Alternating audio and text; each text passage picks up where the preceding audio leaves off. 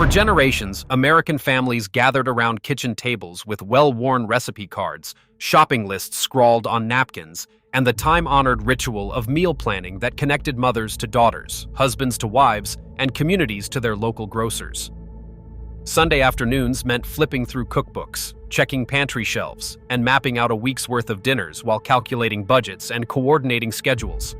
This was the foundation of home cooking, a $1.8 trillion industry built on the simple premise that feeding a family required planning, shopping, and the accumulated wisdom of knowing which ingredients worked together. But in 2012, 3 Harvard Business School graduates looked at this ancient dance of domestic life and saw inefficiency. Matt Salzberg, Ilya Papas, and Matt Wadiak launched Blue Apron with a revolutionary promise. They would eliminate the guesswork, the planning, the shopping, and even the measuring from home cooking.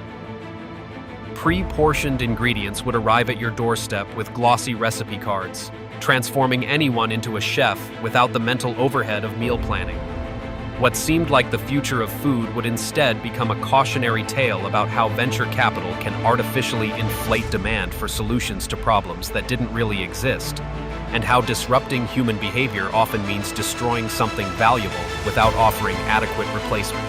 Blue Apron emerged from the subscription box gold rush of the early 2010s, when entrepreneurs discovered they could turn virtually any product into a recurring revenue stream by mailing curated selections to consumers. The meal kit concept borrowed heavily from European models, particularly Germany's HelloFresh, but Blue Apron's founders believed American families were desperate for a solution to the dreaded question, what's for dinner tonight? Their timing seemed perfect as dual-income households struggled with work-life balance.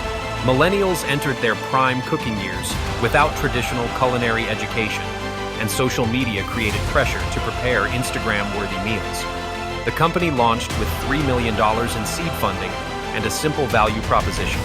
For $9.99 per serving, customers would receive exactly the right amount of every ingredient needed to prepare restaurant-quality meals, eliminating food waste and decision fatigue.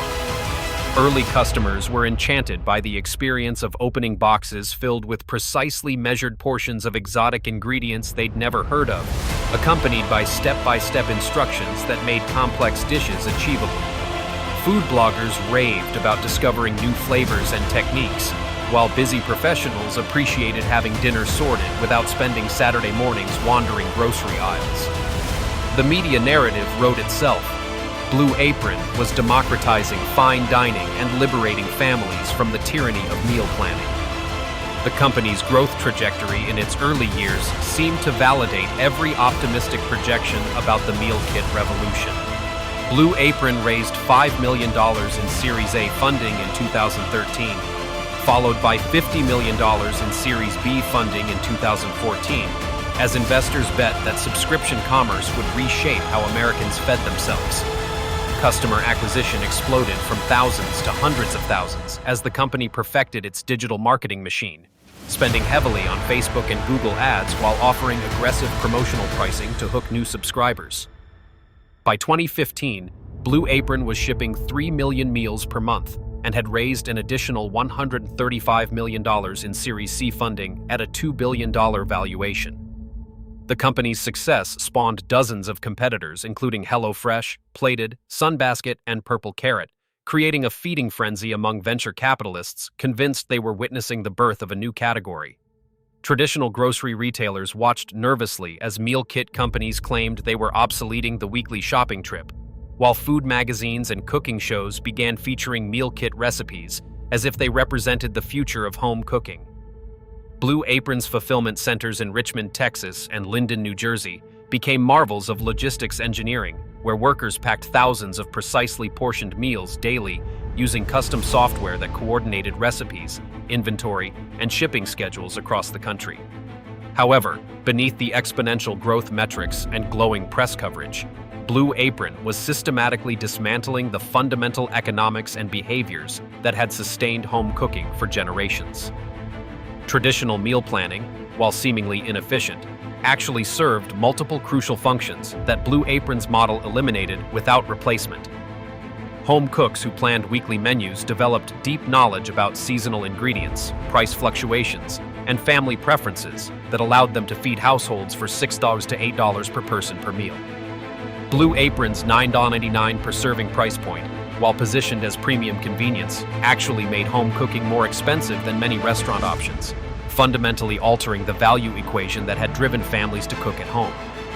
The pre-portioned ingredients, while eliminating waste for individual meals, prevented the cross-meal ingredient usage that made home cooking economical, buying a bunch of cilantro to use across multiple dishes throughout the week, or preparing larger quantities that could become tomorrow's lunch. Customers began to lose touch with seasonal eating patterns, ingredient costs, and portion sizing, as Blue Apron's algorithm decided what they would eat and when. The glossy recipe cards, while beautifully designed, replaced the accumulated family knowledge and personal preferences that had guided generations of home cooks in adapting recipes to their tastes and budgets. The meal kit industry's rapid expansion began revealing fundamental flaws in the business model that would eventually collapse the entire category. Customer acquisition costs skyrocketed as the limited pool of willing subscribers became saturated, forcing Blue Apron to spend $140 on marketing to acquire each new customer who typically generated less than $200 in lifetime value. Retention rates proved disastrous as novelty wore off and customers realized they were paying premium prices for the privilege of cooking at home without gaining any actual culinary skills or knowledge. Blue Apron's churn rate exceeded 70% annually, meaning the company had to constantly replace most of its customer base just to maintain revenue levels. The complexity of coordinating fresh ingredient supply chains with subscription delivery schedules created massive operational challenges, with customers frequently receiving spoiled produce or missing ingredients that ruined entire meals. Food safety became an ongoing concern as ingredients spent days in transit and distribution centers, leading to multiple recalls and customer complaints about food poisoning.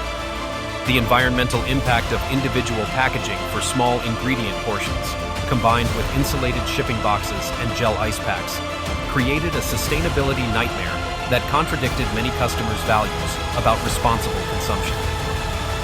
Blue Apron's 2017 initial public offering, initially priced at $15 per share and raising $300 million, became the beginning of the end as public market scrutiny exposed the fundamental unsustainability of the meal kit model.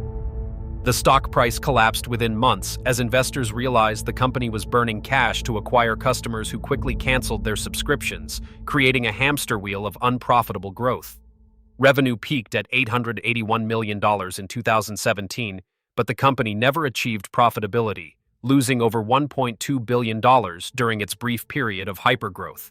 Competitors faced similar challenges, with Plated selling to Albertsons for a fraction of its peak valuation, and dozens of smaller players simply shutting down operations. Traditional grocery retailers, initially threatened by meal kit disruption, began offering their own meal kit options at lower prices while maintaining their core businesses, demonstrating that meal kits worked better as a complementary service rather than a replacement for grocery shopping. Amazon's acquisition of Whole Foods in 2017 for $13.7 billion showed that the future of food retail lay in enhancing traditional shopping experiences with technology rather than completely reimagining them. Blue Apron's valuation collapsed from a peak of $3.2 billion to under $100 million by 2020, representing one of the most spectacular destructions of venture capital in the food industry. The casualties of Blue Apron's rise and fall extended far beyond investor portfolios and employee stock options, fundamentally damaging the ecosystem of food knowledge and planning skills that had sustained American families for generations. A cohort of young adults who came of age during the meal kit era never developed basic skills like menu planning, grocery budgeting, or ingredient substitution that previous generations took for granted. Local grocery stores, particularly smaller independent markets, lost customers and revenue during the meal kit boom years, with many never recovering as neighborhoods shifted shopping patterns. The food media industry restructured around meal kit partnerships and content, abandoning traditional cooking education in favor of flashy recipes designed for social media rather than practical home cooking. Culinary schools reported declining enrollment as the perception spread that cooking could be reduced to following simple instructions rather than developing deep knowledge about ingredients, techniques, and flavor combinations. The cultural transmission of cooking knowledge from parents to children diminished as families outsourced meal planning to corporate algorithms, breaking generational chains of food wisdom that had adapted to local tastes, budgets, and traditions. Perhaps most damaging was how Blue Apron's promise of convenience actually made home cooking more complicated and less accessible for most families. The meal kit model required customers to be home for deliveries, have sufficient refrigerator space for multiple meals worth of ingredients, and commit to cooking elaborate meals on specific nights regardless of changing schedules or energy levels.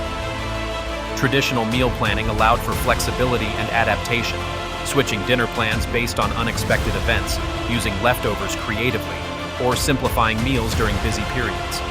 But meal kit subscriptions locked families into predetermined menus with no alternatives. The focus on exotic ingredients and complex techniques created a perception that simple, everyday cooking wasn't worthy of attention, leading many home cooks to abandon practical skills in pursuit of Instagram-worthy presentations. Families lost touch with the rhythms of seasonal cooking, the economics of food purchasing, and the satisfaction of creating meals from their own knowledge and preferences rather than following corporate design recipes. The broader cultural impact of Blue Apron's brief dominance revealed how Silicon Valley's disruption mentality could destroy valuable social institutions while creating the illusion of innovation. The venture capital ecosystem that funded meal kit companies was optimized for rapid scale and market capture rather than sustainable value creation, leading entrepreneurs to promise revolutionary changes that were neither necessary nor beneficial for most consumers. The media's breathless coverage of meal kit companies reflected a bias toward technological solutions and startup narratives, rather than careful analysis of whether these services actually improved people's lives. Food industry conferences and trade publications spent years discussing meal kit disruption while ignoring the fundamental advantages of traditional grocery retail and home cooking practices that had evolved over generations to serve real human needs. The regulatory environment failed to adequately address food safety and environmental concerns raised by meal kit delivery, allowing companies to externalize costs onto consumers and communities while claiming to offer superior solutions. By 2020, the meal kit industry had largely collapsed into a niche market serving affluent consumers who prioritized novelty over practicality, while most American families returned to traditional meal planning and grocery shopping, enhanced by digital tools like shopping apps and recipe websites. Blue Apron's workforce had shrunk from over 6,000 employees to fewer than 1,000, with multiple rounds of layoffs and facility closures marking the retreat from dreams of revolutionizing how families eat.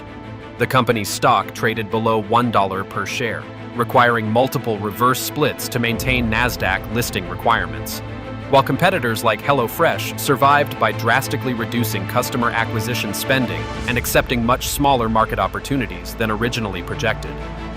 The billions of dollars invested in meal kit companies largely evaporated, representing a massive misallocation of capital that could have supported genuine innovations in food access, nutrition education, or sustainable agriculture. However, the damage to American food culture proved more lasting than the financial losses, as an entire generation had been taught to view meal planning as an outdated hassle rather than a valuable life skill that connected families to their food, their budgets, and their communities. Blue Apron's legacy stands as a cautionary tale about how venture-backed disruption can destroy functional systems while creating the illusion of progress, leaving consumers worse off despite promises of revolution and convenience.